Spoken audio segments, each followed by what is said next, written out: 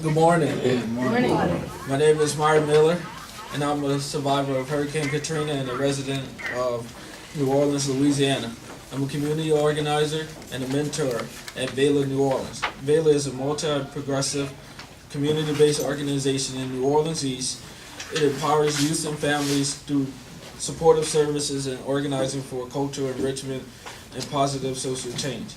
I'm here today to share with you some information about the charter schools in New Orleans.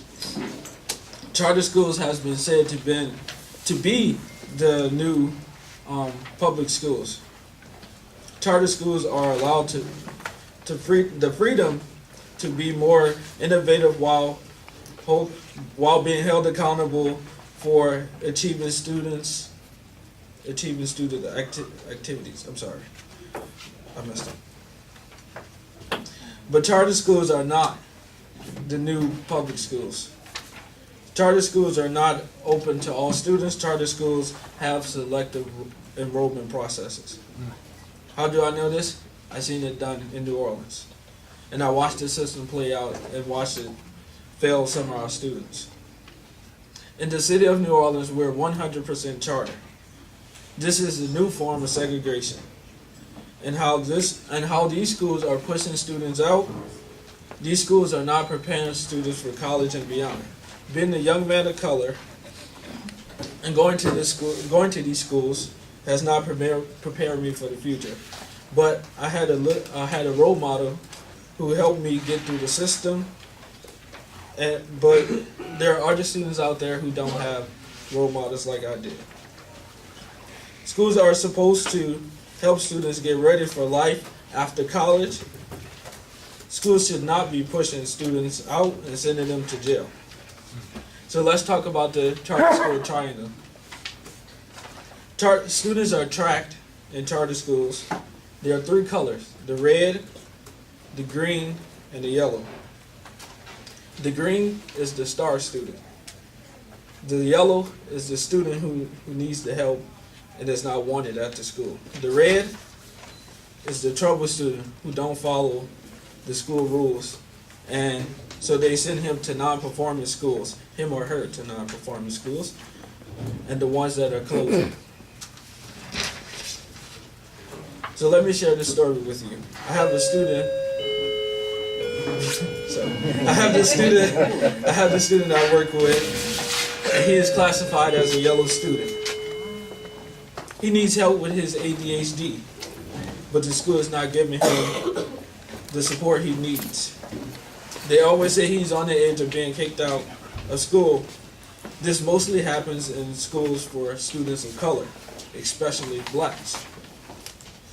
The United States of America and the state of Louisiana and the New Orleans Recovery School District all violated my human rights to a future by denying me a useful education.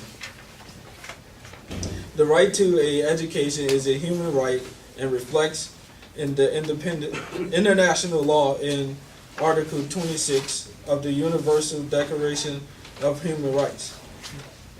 The United States government and its states and the school districts under them all violated the human right to education of students of African descent. By the United States government failed to sign, ratify, and implement treaty standards under the Universal Periodic Review and the Convention for the Elimination of all forms of racial discrimination to which it is a party of. In 2006, New Orleans, the state of Louisiana created a school district called the Recovery School District to reopen schools in New Orleans. After Hurricane Katrina, all of these schools are now charter. These are publicly funded schools but operate along racial and class lines. The district reinforced the human rights violation by closing down and tearing down schools in black neighborhoods.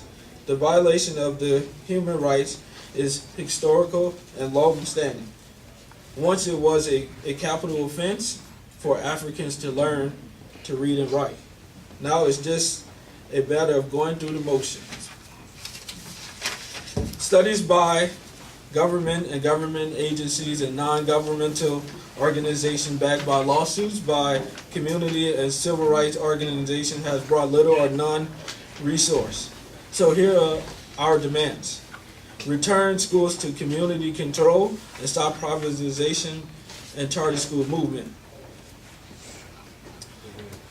That the United States government and the states pay reparation to people of African descent for poor to none education and the harm that comes from it, along with slavery and discrimination.